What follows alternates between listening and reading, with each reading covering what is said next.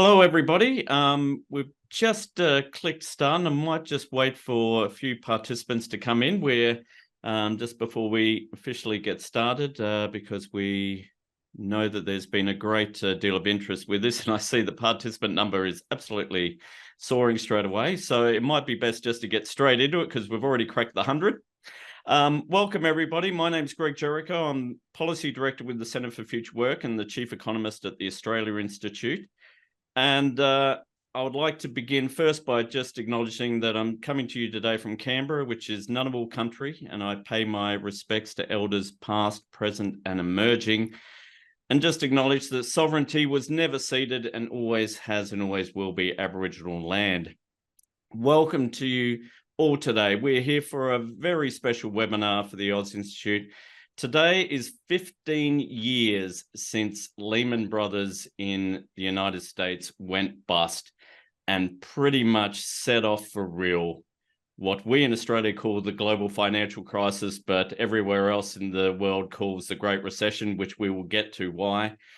And today it is our extreme honour and pleasure to have speaking with us about these events the man who was Treasurer of Australia at the time, Swan. Wayne, welcome. Good morning. It's firstly amazing that it's been 15 years. We're at the point now where I'm working with people who are like, oh yeah, I was in primary school when that happened. I'm sure we're both feeling a little bit old when each of these anniversaries ticks over. Before we get to actual sort of 15 years ago precisely, I'd just like to take us back a little bit further, because what people kind of forget is the GFC didn't just start with one big calamity. It was almost a slow rolling boulder coming down the hill, and then it went off a cliff. I mean, even before the Rudd government was elected in November of 2007, we had Northern Rock in Great Britain or in England go bust, and that was the first sort of run on a bank for about 150 years in England. And that was, you know, we're talking basically 16 years ago now. And then even, you know, during early 2008, we had Bear Stearns that the US government needed to step in. There was stimulation acts going. There was massive falls on stock markets all around the world. And even in your first budget in May 2008, you acknowledged that, you know, we are in fairly turbulent times internationally. What was the thinking from you and the government and Treasury in the run-up to September 2008? What was the vibe going, and how attentive were you to the events happening in the financial world in America and Europe? Well, we were very, very focused on those financial events. You're quite right to point out that we'd seen the collapse of Northern Rock the year before, just before the election. I have a vivid memory over that Christmas of staying at Maroochydore surfing, which is something I do pretty regularly even these days, and having to do press conferences because there was volatility in the international financial system over that Christmas. But the really big event was the collapse of Bear Stearns in March 2008. Which was just before the presentation of our first budget. And as you would also recall, the big macroeconomic problem, so-called, in the economy at that stage was soaring inflation. And inflation had reached record post-war highs around that time and in the lead up to our proposed May budget. And I have a vivid memory of going to the United States after the collapse of Bear Stearns and talking to people about what that meant for our future growth prospects. And I received a warning when I was there. I talk about this in the book I published about it all, but we were having a lunch in New York around the IMF meetings. And I was talking to some people in the financial system. And I said, well, Bear Stearns is all over now. We'll get back to a pretty normal period. And this guy looked at me across the table and said, this is not the end. It's not the beginning of the end. It's just the end of the beginning. What? So Bear Stearns is just something small and something big's going to happen was the implication. Prime Minister Rudd had also been getting the same sort of feedback as he'd travelled around that time as well. So we both came home and said, well, we're not going to make the sort of cuts to the budget that are being demanded by the usual suspects because we actually think the international environment is incredibly volatile, and it would be a mistake to bring down an austerity budget to deal with inflation if, in fact, the global economy was going to experience troubles. And as you would well remember, Greg, we were then kicked to death when we brought down our May budget that year for not being tough enough on spending. Well, history tells the tale that we actually got that right, that it would have been a complete disaster if we'd engaged in the savagery that we were being advised by many at that stage, going into what turned out to be the biggest downturn since the Great Depression. So we produced a much more moderate budget in terms of our fiscal policy, realising that we may have had to substantially increase spending down the road, which ultimately we did. Yep. I mean, can I just say to the people who are watching, down the bottom there is a Q&A button there, and you can put in your questions, and we will try and get to some to Wayne. I mean, you're right, certainly, Wayne, about that budget. I can remember, and we see this every new government. It's that prevailing wisdom that for some reason flows on from the 1996 budget, where your first budget must be a horror budget. You've got to come in and cut everything and essentially destroy the economy and then somehow rebuild it. And that's what you're meant to do. Your budget didn't do that. You're right. It was kind of criticized as being too meek. It still was projecting a rather massive surplus of around 21 billion, I think, about 1.5, 1.6% of 1.8% of GDP. Yeah. And then, though, things from there started going worse. I mean, from pretty much from that period on, all the news coming overseas was bad. And we're already getting sense of is the US going to go into recession? And historically, whenever the US went into recession, Australia followed. It was an incredibly worrying time. But then I guess, and let's take us now to 15 years ago. And what we had was the bankruptcy of Lehmann Brothers. There was about a 4%, 4.5% drop in the Dow Jones index that day. And it wasn't just the fact that Lehman Brothers fell. It was that set off everything else. That we had the next day, American International Group, AIG, that went basically bust. We also had at the same time Malcolm Turnbull becoming leader of the opposition. I don't know if we include that in the bad things happening, but it was certainly interesting timing. There were runs on the money market. By the end of September, the US was in crisis because the Republican Party didn't want to pass a stimulus bill that President George Bush, W. Bush at the time, wanted passed. You had Goldman Sachs in trouble, Merrill Lynch getting bought out. At what point did you realize this is not just something that's happening over in America? This is something that we're going to have to throw out a budget and do something important and quickly? Well, we started preparing for our first stimulus before the collapse of Lehman Brothers because we were extremely concerned about what was happening, and we started to explore with the Treasury what a stimulus package might look like should it be needed. But none of us expected at that stage to see the enormity of what happened with Lehman Brothers, which basically blew the roof off the global financial system and led to basically gridlock in the financial system and a massive potential downturn in the US. So we had been fleshing out what a stimulus package would look like, but we weren't fleshing out a stimulus package at that stage for the enormity of the challenge that Lehman's was likely to provide. So we brought down our first stimulus package of $10 billion in early October, knowing that would just be the first instalment on something bigger, because it was very clear that the world was going to experience the first contraction, basically global contraction since the Great Depression. Yep. And now, we were determined not to be part of it. I mean, in between Lehman Brothers collapsing and that first stimulus package, which we'll get to, you actually had meetings in the in Washington with the IMF, and I think it was the World Bank at the time. What was the tone of those meetings? Was it pure panic? Dire, absolutely dire. So that was we already had prepared our stimulus package when I flew out for those meetings that weekend.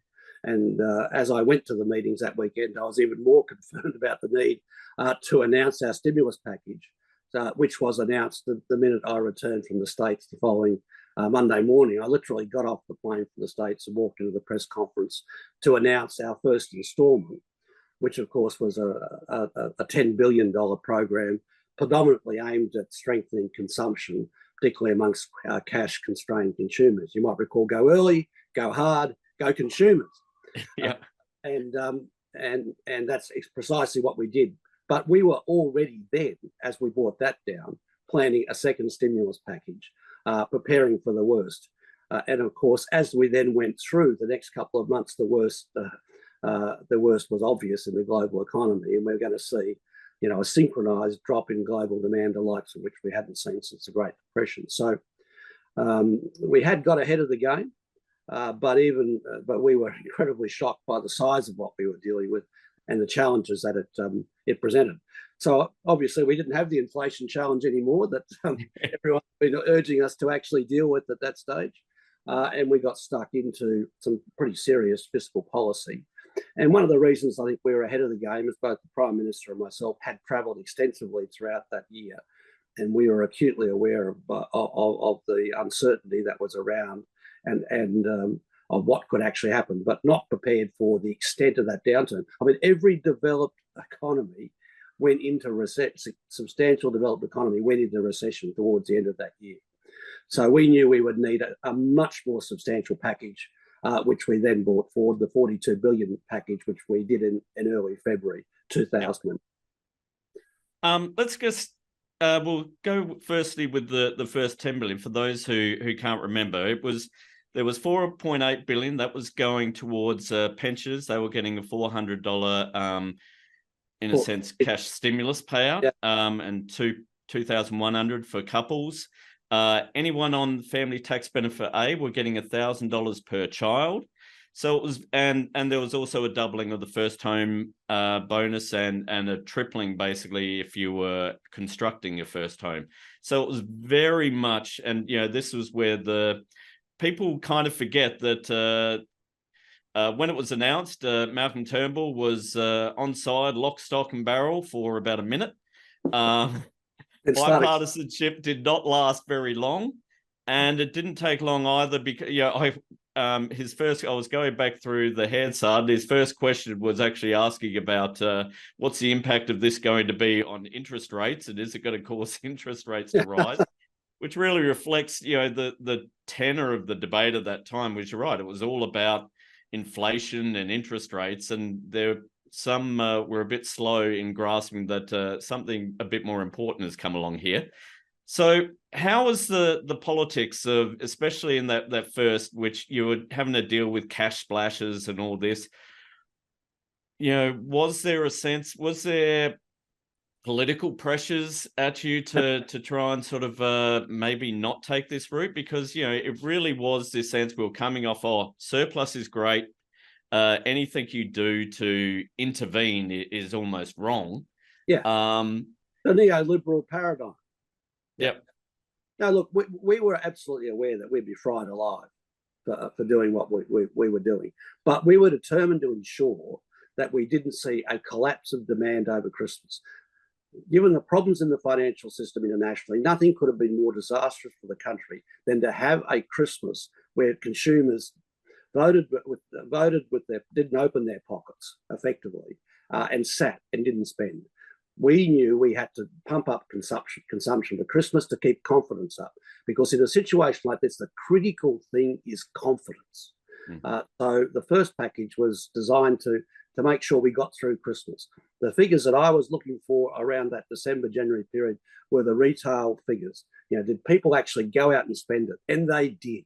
Yeah. And what got us through and gave us the breathing space to put together the substantial longer-term stimulus package, which we put out in February. But the retail numbers for December, which we got in early January, I think from memory, tell the story that our targeting of cash-constrained consumers had worked over Christmas. People went out and bought another pair of shoes for the kids. It wasn't top-end consumption. It was cash-constrained consumers out there buying stuff for their families. And it worked. Yep. I mean, just to give our audience a bit of an idea of the political sort of pushback you're getting, I was again going through Hansard, and Malcolm Turnbull asked a question about the retail figures had shown in December that retail sales had increased about 1.8 billion. And his question was, where was the rest of the 8 billion in stimulus? It was almost like it was a failure because the whole 8 billion wasn't spent in 1 month, which was quite extraordinary. Time we received any assistance from any Liberals when it came to stimulus. But I mean, and you're right, I can distinctly remember that Christmas was a busy one. And I think there was even an anecdote from Kevin Rudd. I can't remember whether he was overseas or his wife, but one of them was overseas and saying it's quiet as anything. And they were talking on the phone. He says, well, I'm in the department store here and it is packed. So it was crystal clear that worked. But obviously you must have been flat out. You and Treasury must have been flat out, because come the 4th of February, you announced, which at the time was pretty eye-watering, $42 billion in extra stimulus. So what was happening over that summer? Well, we knew we were going to have a profound and deep global recession. That's what we knew. And we were absolutely determined that we wouldn't see a repetition of a depression, the equivalent of the 1930s depression in this country. And we had the view that we would do everything we possibly could within the confines of policy to avoid it. And that's why the second package had shorter term elements, the cash rebate, the tax rebate, for example. So there were more elements for consumption, but there were more elements for the bridge, if you like, for the next couple of years. And that's what the Building the Education Revolution school program was all about. To reinforce the construction sector, to get money out the door quickly over the next couple of years so people could have some confidence in their businesses that there would be a source of income. So, those sorts of measures that we put in place, insulation, building the education revolution, rail projects, other transport projects over the next couple of years. So business would have the capacity to invest and consumers would have the capacity to consume. So we knew we wouldn't get that unless we had a much longer tail on the stimulus. So the second package was about putting that tail in place, but also when people were spending it outside of the area of immediate consumption, we were building something which would leave a legacy for the future, which is what Building the Education Revolution did, and a number of other quite significant road and rail projects around the country. Yep. If we just go through for those who perhaps are not as old as Wayne and I, the 42 billion included free insulation for around 2.7 million homes, upgrading or building in each of the 9,540 public school, or not just public schools, sorry, all schools around Australia, 20,000 new social and defence homes, the $950 one-off cash payment to eligible families, which again was quickly derided as a cash splash, temporary tax breaks, some increase in funding for local community infrastructure and local road projects. So I'll just give people a bit of this.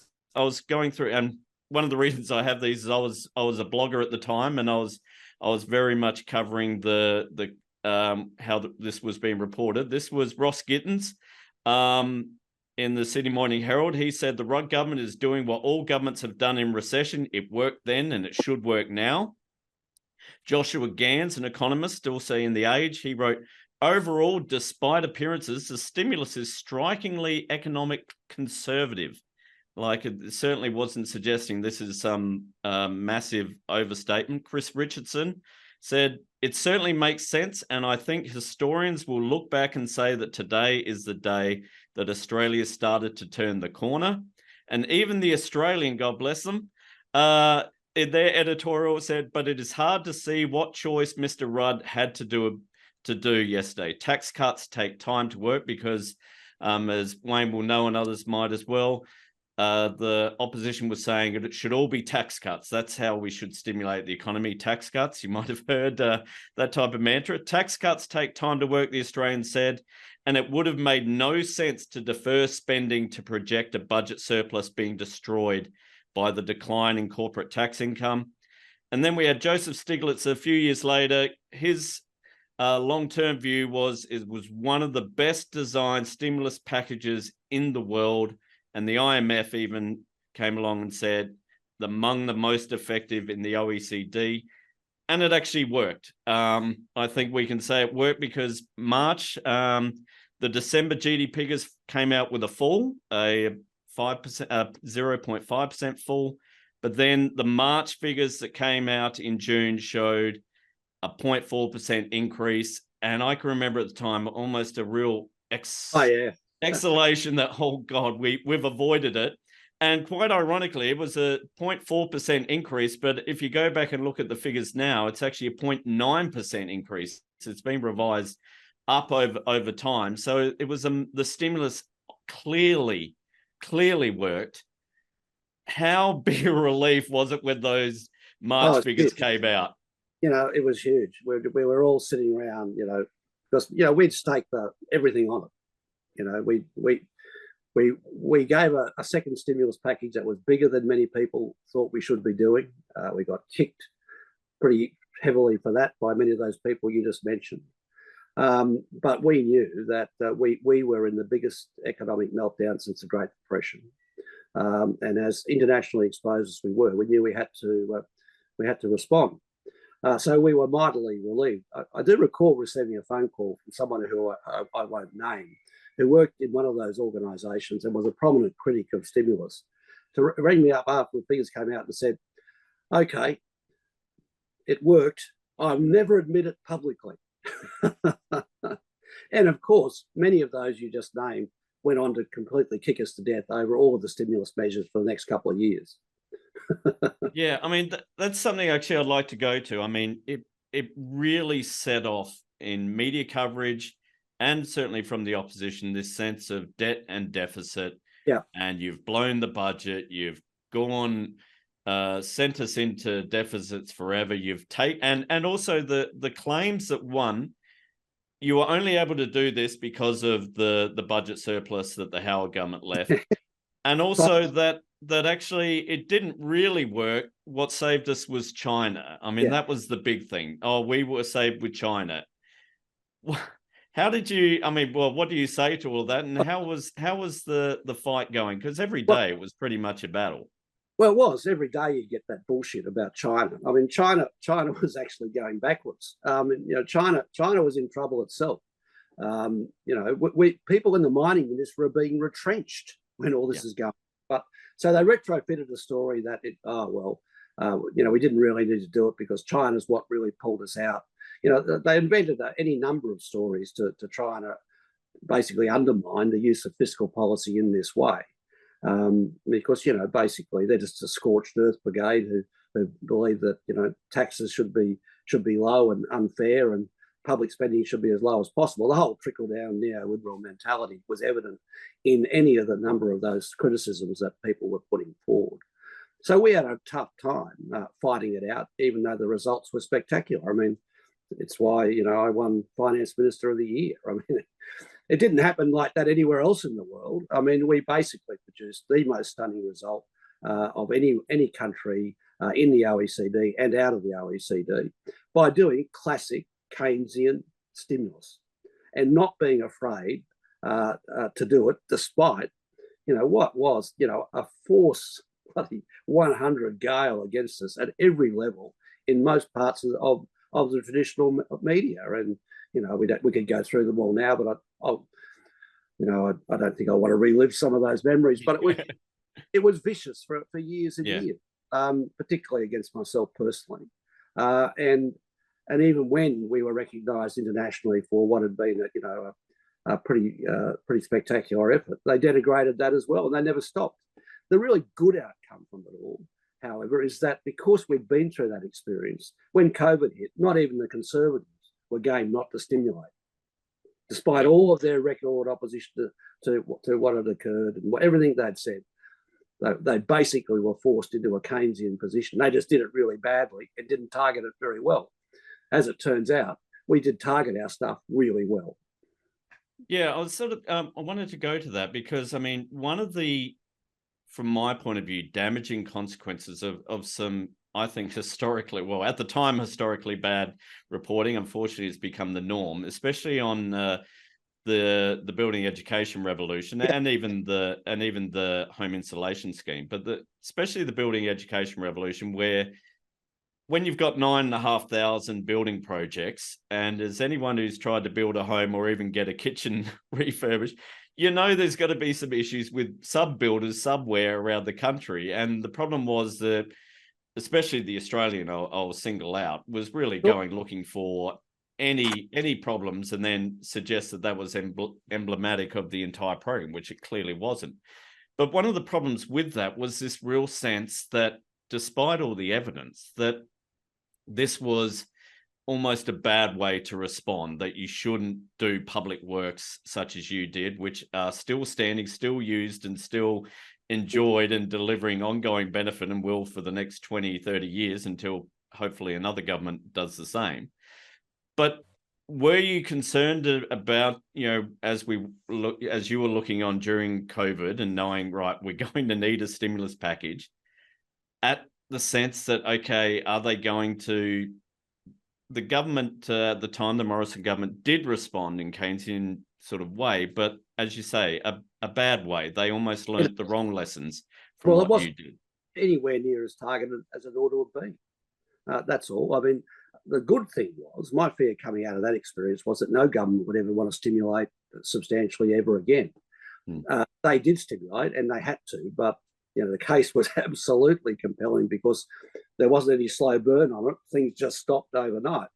So I think that pushed them into elements of what we did.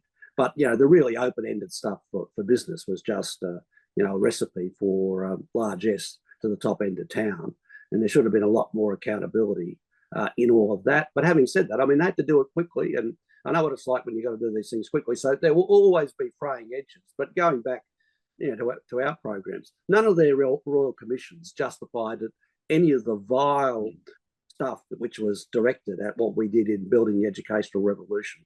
They didn't find a thing, not even in insulation did they find all the sorts of allegations that were made about it. So they survived basically Liberal Party royal commissions as well. And if you go back and even look at those reports, they're pretty good given the speed with which we actually had to act. So I don't think anyone can do these things 100% correctly. You always will make mistakes. But in terms of the stimulus that they pumped out during COVID, far too open-ended and should have been far more directed, like our earlier stimulus programs were. Yeah, and I think that a big difference is also in how I think the Labor Party has responded. I mean, as soon as the Liberal Party came into power in 2013, they essentially pretended the GFC didn't actually occur and that somehow the budget was in deficit through just your decisions rather than it was a counter to anything. And so it was this continual line about debt and deficit. And I think one of the good things is that, from my point of view, that the Albanese government, they sure have criticised some elements of JobKeeper, but haven't gone overboard in saying, oh, you did too much, you were wasteful. I think there's a lot more realistic view coming that actually, when, as you say, when the shit hits the fan, you kind of want to err on the side of too much, because there's no, I think, and that was, I think, as we go back to the GFC, Ken Henry was Secretary of the Treasury at the time, who essentially made his bones during the 1990 recession, where we did err back then on the side of caution and kept having to come back and do more programs to keep stimulating a bit. Was one of the things that motivated myself. I saw people who were injured in that early 90s recession. And I, of course, had parents who went through the Great Depression. And, my family was moved off a soldier settlement farm during that period. I'd had some personal experience through relatives, both in the 90s and through my family history, of what a country looks like if it does not intervene to protect their people. And that was very much the mentality that we had in the Labor Party, but it wasn't a mentality in the Liberal Party.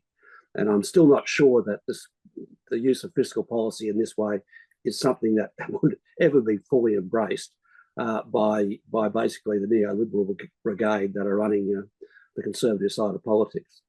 Yeah, I'd like to come to that. I mean, one of the problems, one of the weird things I've always sort of encountered, when we had the 1970s and we had stagflation, there was a response that, okay, maybe we need to tweak things that we have been doing. And you can argue about the whole neoliberal response, but I think you can say at least the Hawke government didn't go the way of Thatcher and Reagan and do a complete burning of society.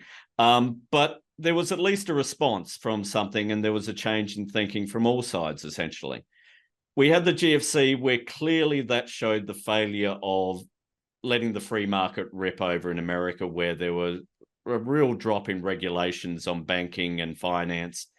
And it destroyed the world's economy. And yet we came out of that with this sense of, oh, well, we just have to keep doing what we were doing beforehand and things will be right. And there really, I don't think, has been enough of a response of actually realizing we have to change the way we're doing things, and actually worrying about debt and deficit is the wrong way to go.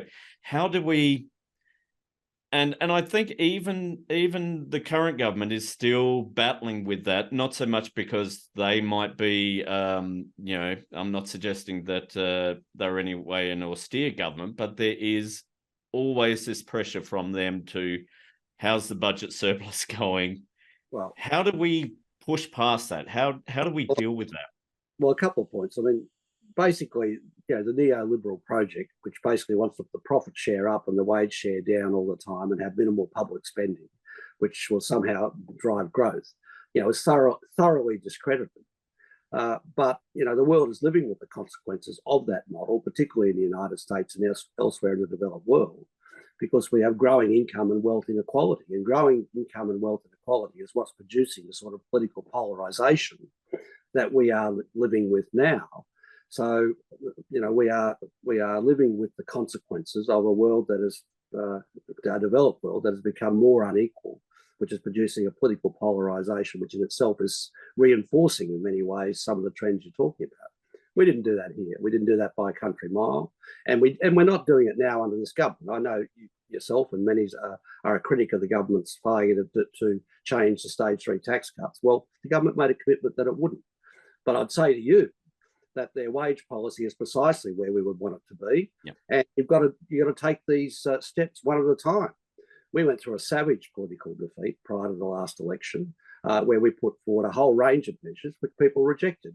And we need to understand that if you're going to put in place progressive reform, sometimes it has to come in stages and in building blocks. It can't happen all at once. So I'm pretty confident the current government understands these challenges.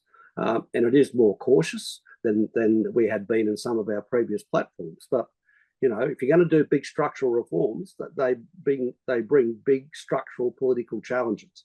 And anyone who went through the 2019 defeat would understand that to win in this country, you have to be very clear about what you're going to do and make sure your platform isn't one that is so demonized that you become unelectable. That doesn't really work either. So what have we learned from all of this? That the big structural changes in the economy, whether in wages or tax or whether it's in climate, have to be progressed over time. That big bangs usually politically don't work. Yep. And some of the audience might not realise, but Jim Chalmers actually was in your office at the time, wasn't he? So he certainly has first-hand experience of the benefits of Keynesian economics and stimulus. And you're right. I mean, people forget prior to the election last year, I mean, Anthony Albanese was pilloried by many in the media for just suggesting that the minimum wage should increase by the same rate as inflation, as though that was going to suddenly set off inflation, and it was being incredibly irresponsible. It's certainly a fight I've been waging in the past decade as a journalist and a columnist at Guardian and ABC and various places, of trying to push back on the budget balance mania, I guess. But one of the other things I was going through, I think it was something you said a couple of years ago, it was the 15th anniversary. You were talking that one of the big lessons that you took from the GFC was that inequality was not just a social policy, it was an economic one. Can you tell us a bit more about that and really what fired you on that aspect? Well, it's always a view I've had, but through much of the debate in the 90s, the debate was around social policy, as if economic policy wasn't social policy. But what the growing wealth and income inequality around the developed world has shown is that what drives bad social policy is very inequitable economic policy. Now, this, of course, had been largely ignored by the mainstream international institutions, but in 2013, 2014 through 2015, the IMF did a lot of work in this area, and basically they reached the following conclusion: that we ignore distributional issues at our peril. And essentially, fundamental economic policy is the driver of good social policy. Social policy is not just there to sort of fix up the cracks. Social policy is never going to work unless you've got the platform, a progressive platform in your economic policy, a decent wages policy, a decent fiscal policy, and also a decent, these days, climate policy. They all have to work in tandem. And if your tax system is too regressive, then ordinary people whose spending drives the economy have their spending constrained, and the rest is history. So, we need to put a lot more emphasis on the overall impact of distributional questions when it comes to analysis of basic economic policy, basic social policy, and of course, basic climate policy. Yep.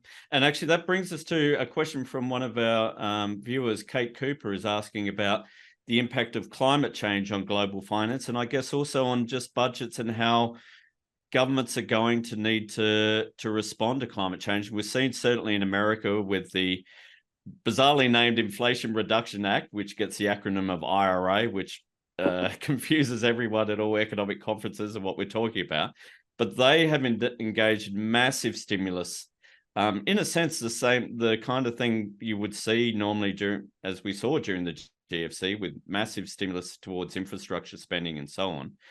Do you see the lessons of the GFC being able to be applied to things like climate change, across from finance to how governments operate? Well, clearly the US are getting around the domestic political opposition through spending measures in the economy, and I'm quite excited by what they may well achieve. Just imagine what our economy here would be looking like now, and what our power system will be looking like now. If our emissions trading scheme of 2011, 2012 had survived, we'd be leading the world in the production of renewable energy. We probably we may have even cracked the hydrogen nut. We would be so far advanced, it's not funny. So I think climate policy is also a distributional question. But we've got to keep the lights on as we go about actually rebuilding our power system. So I see all of these questions as intimately linked, and I'm delighted that the US is finally doing something to drive not only renewable energy, but to reindustrialize, which is also a challenge we've got at the same time. So if you look at the sort of current architecture of what the government here has got in place, we've got Net Zero Authority with Greg Combay, we've got the Manufacturing Fund that's being set up, and we've got the surviving Clean Energy Finance Corporation that we put in place. In tandem with the right set of initiatives, those three key bodies that we've established should be able to drive the energy transition as well as part of the reindustrialization that we need, not just for climate purposes, but also for defence purposes. So I'm pretty optimistic about that. And this country has the capacity to do it a lot better than the US, and a lot more quickly if we can marshal the resources quickly enough. Yep. I've got a good question from Claire Bennington, which I actually meant to bring up when we're talking about the GFC, because one of the it was very striking at the time for everyone involved, and actually caused a little bit of kerfuffle due to what appears now to have been a very incorrect story on the front page of the Australian, but was the interaction of government and the Reserve Bank. It was, in a sense, a little bit of a ditching of the Reserve Bank as independent. It was, right, let's get together and work out these things together. How did you sort of traverse those waters where normally, governments don't talk specifically with the Reserve Bank about what you're going to do and what we're going to do? I mean, that must have been a fairly... when we were preparing our stimulus, we were talking to the Reserve Bank the whole time, but we weren't doing it with a megaphone. We weren't doing it publicly. Because our stimulus was a coordinated fiscal approach and monetary approach. So, what we were doing on fiscal policy was known to the Reserve Bank when it was acting on monetary policy. So, whilst we weren't directing the Reserve Bank on monetary policy, we were liaising closely. I spent an enormous amount of time as we were going through all of these measures that we were putting in place, talking to and working with the Reserve Bank. I mean, one of the things was the first things you did was guarantee bank deposits. Because we didn't have a claims scheme. The previous government had left us without a financial claims scheme for the banking system, precisely at a time that the world banking system was collapsing. It was, we had to move very quickly on all of those things, and there was, all the way through this period, incredibly close coordination between the government and the Reserve Bank. My own view was that they moved rates up too high too quickly through the latter part of our period in government, but that just demonstrates the independence of the bank. I think history will show that they were probably too high through the second period of our government, and that wasn't necessarily our choice. But certainly, when we were stimulating, we were working reasonably closely with the bank, and they knew exactly what we were thinking, and we knew what they were thinking. I mean, I think that's actually quite true, and I certainly agree with it, that they were very desperate to get back to normal rates as they saw it, and of course they raised them pretty quickly, and then for essentially a decade they kept cutting them. Do you see any sort of parallels with what's happening now after the COVID crisis and the Reserve Bank wanting to get those interest rates back up very quickly? Oh, maybe. I think it's a bit different now. We've got a fully employed economy now. We didn't have a fully employed economy anything like the moment. So, that. Just a sec. Yeah. No, I don't really see a lot of parallels. You there? Yeah. Yep. Yeah. Yep. I don't see a lot of parallels. Personally, I think they should have been done one or two rises ago, but I think they're probably on the way down at some stage in the next little while.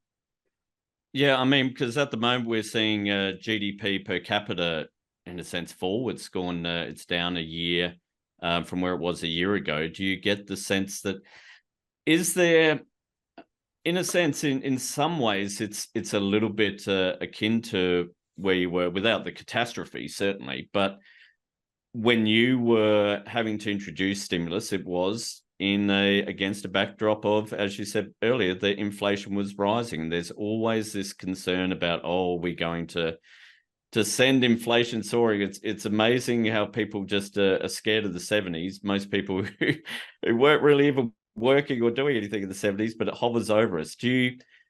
How do governments, and how did you in government, when you're balancing those concerns about, are we going to set fire to inflation, or do we focus on the economy? What do you hope the lessons that Jim Chalmers has taken from his time in your office and is now, when he's looking ahead with what we're seeing as a slowing economy, but unemployment's still very low, but this sense of maybe there are actually still some dangerous waters ahead, certainly in the world's economy? Oh, I don't think that there are a lot of parallels at all. I hope we're in a period where, we're going to see unemployment lower than it's been for a long time, and I think we will, because we've got such a substantial amount of infrastructure to build, whether it's the energy transition, whether it's elements of manufacturing industry. However it's funded, public or private, there's a very big backlog of infrastructure, and throw in housing as well. So I see us as an economy that's going to have continuing inflationary pressures, because we'll be largely fully employed, putting in place what is a pretty big reconstruction of the economy across different sectors. That will also bring some of those inflationary challenges to the fore again. So I don't think where we are at the moment is where we've been for probably at any time since basically the Second World War. Yeah. And of course, we're, the fight at the moment, without getting too far away from the GFC, is very much about, in a sense, the division of national income and whether it's going to profits or to labour. And we're certainly now seeing the concerns about productivity falling, and thus labour needs to be, and when I talk labour with a U, workers need to be constrained on their wage increases and everything. It's again, I think it just feeds into that narrative that you certainly had to deal with, that it's always about being constrained and being conservative and not in any way putting upward pressures on things. Whereas I think what was shown from the GFC was that governments need to protect workers, need to protect households rather than protect their bottom line at times. Sure. Well, sorry.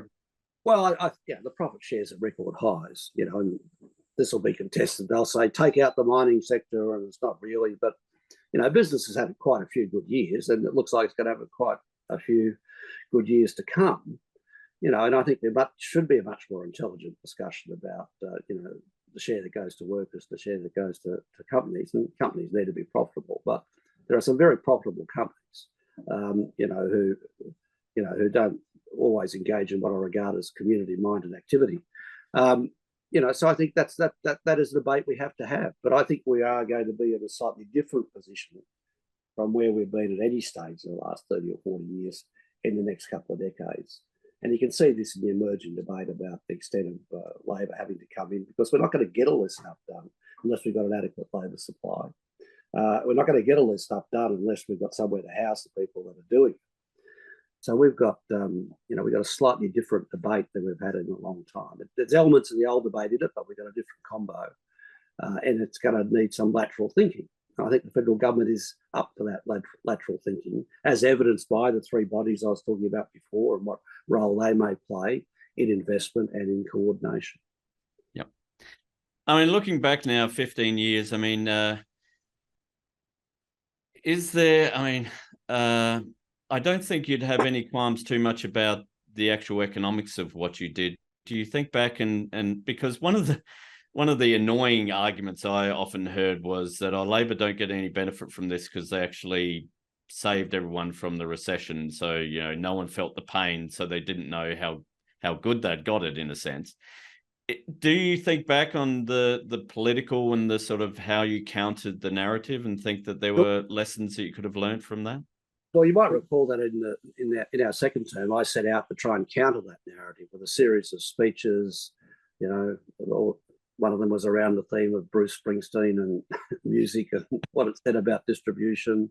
Another one was about the distribution of wealth, and the 0.01%. I tried to lay those issues out and copped an enormous amount of blowback over doing that, as you will well recall. So part of my answer is I tried to do it. Was I as effective as I could have been? Obviously not. But many of the things that we did during this period, and many of the things that I captured in those sort of presentations in that second period of being treasurer, are themes that are enduring and are coming to play now in politics. How progressive should the tax system be, both in the business side of things and in the personal side of things? What is the appropriate distribution of wealth and income in the economy? How does that relate to issues like reindustrialisation? They were all issues that were around, and of course, many in the Murdoch press were only ever interested in kicking us to death over them. Yeah, I mean, do you think that actually even the current government or even the Labor Party in general should be a bit more proud of what occurred during the GFC? I know the problem with those years is, of course, the Rudd Gillard Rudd, all that horror, which I certainly don't want to go through now, but in a sense that kind of buried that achievement. And do you feel like there has been a bit of almost a memory lapse at just how successful you were, and that it really is something that kind of should be proud of in the way that we always hear, for example, the conservative side brag about Costello and the surplus? Should there be a bit more boasting about what you guys did? Well, that's why I'm doing this seminar. It's one of no, look, your organisation, the Australian Institute, polled all these issues, and what you found was the stimulus was respected and popular.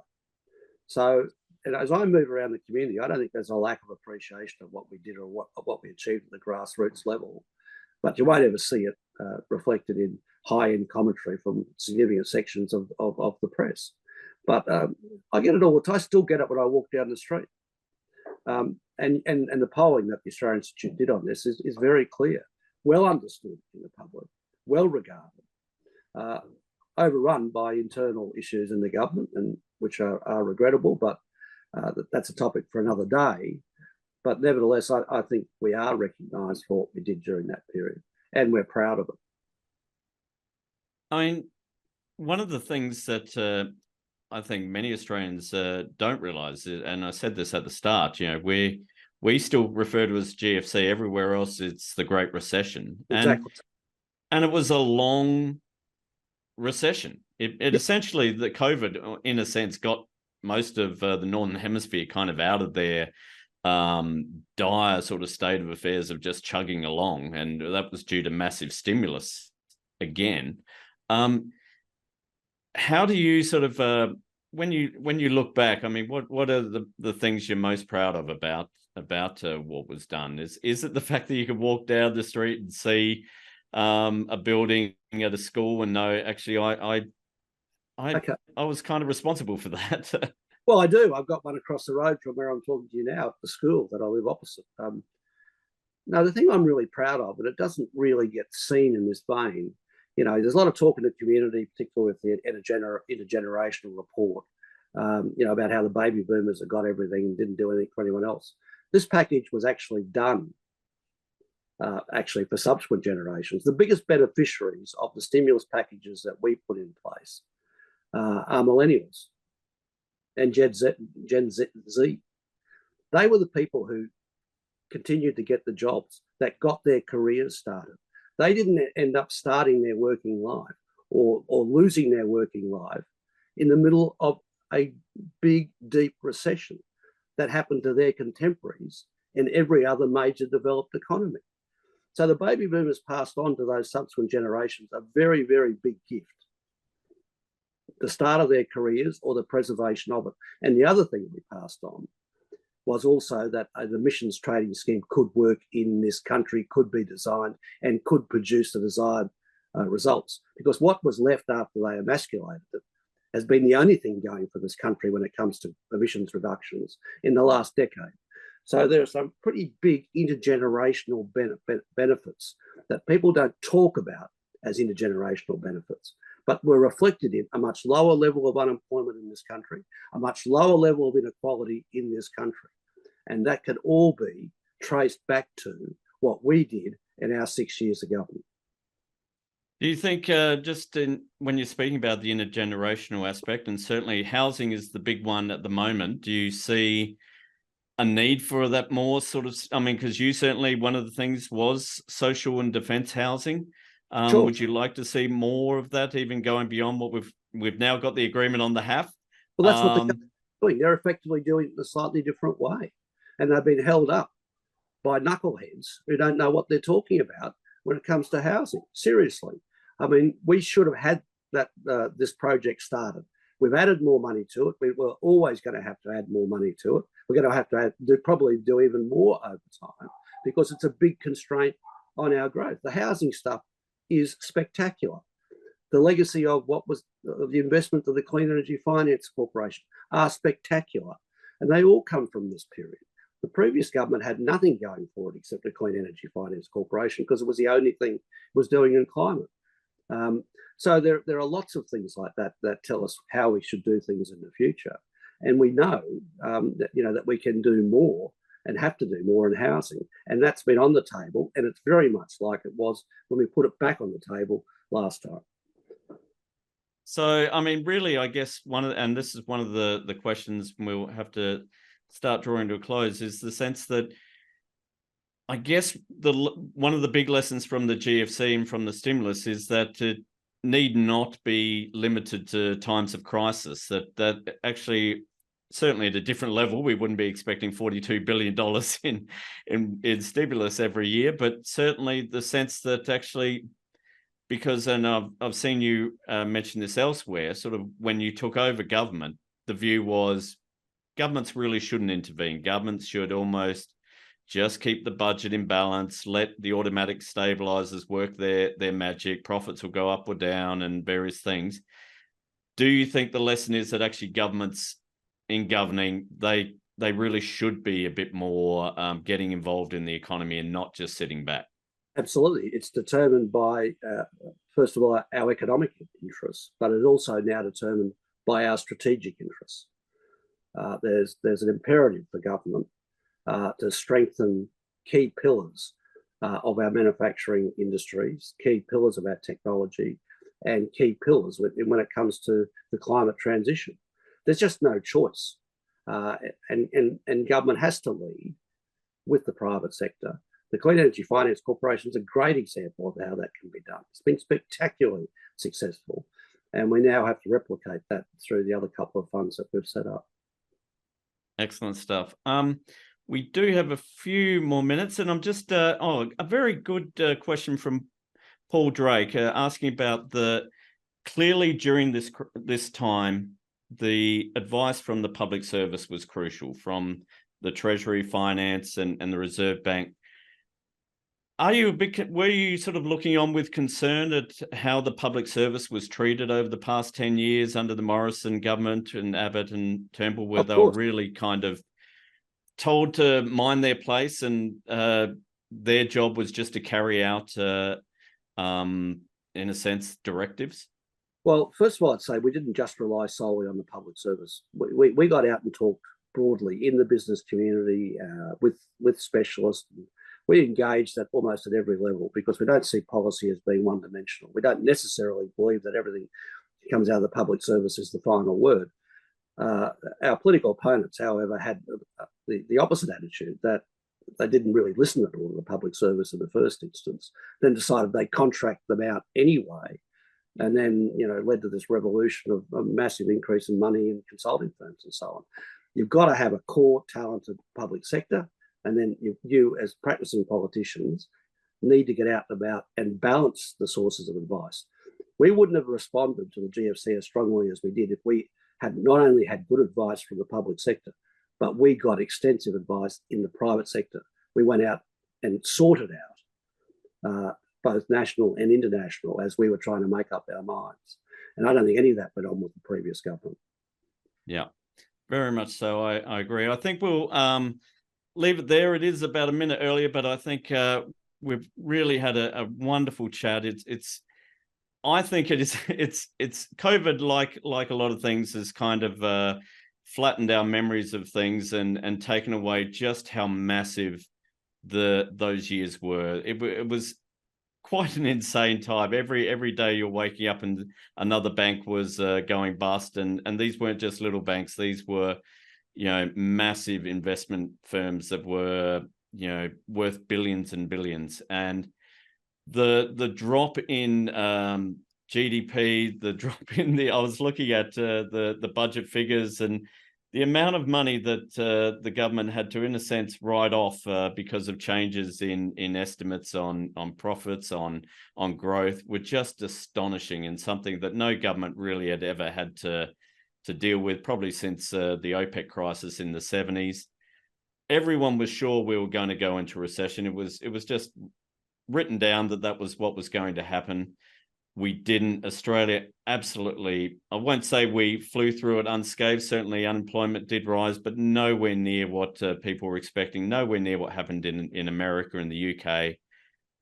And that growth just powered us through even the sort of the weak times from 2013 through to the pandemic. And I think the Rudd government and your time as Treasurer, Wayne Swan, really deserve congratulations for that. So thank you very much for speaking with us today. It was my pleasure. And thank you to everyone who was online and watching. It was, I'm sorry I couldn't get to all your questions, but I was trying to gather them and at least try and summarize a few of them.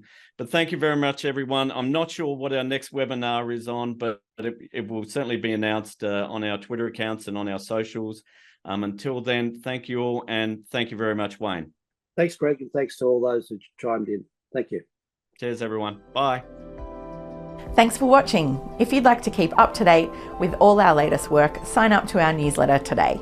Delivered every fortnight, it includes behind-the-scenes updates from Richard Dennis, a cartoon from Judy Horacek, details for our upcoming events and webinars, as well as explainers and graphs, and not to mention the latest cutting-edge research and analysis from the team here on the key issues facing Australia.